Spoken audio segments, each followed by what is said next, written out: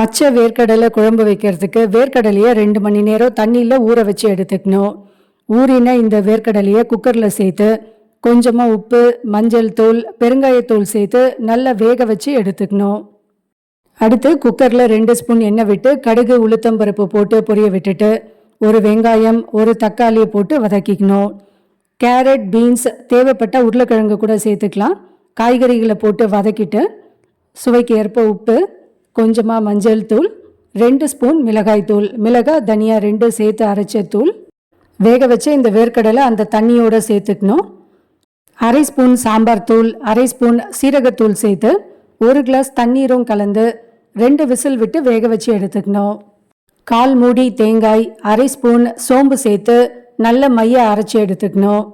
காய்கறிகள் வெந்த பிறகு புளி தண்ணீர், தேங்காய் விழுது, ஒரு துண்டு வெல்லம், கொஞ்சமாக கருவேப்பிலை போட்டு 1 விசில் விட்டுட்டோன்னா கமகமன்னு குழம்பு ரெடி ஆகிடும். குழம்பு திக்னஸ்க்கு தேங்காய்க்கு பதிலாக 1 ஸ்பூன் துவரம்பருப்பை வேக வச்சு கடைஞ்சும் சேர்த்துக்கலாம்.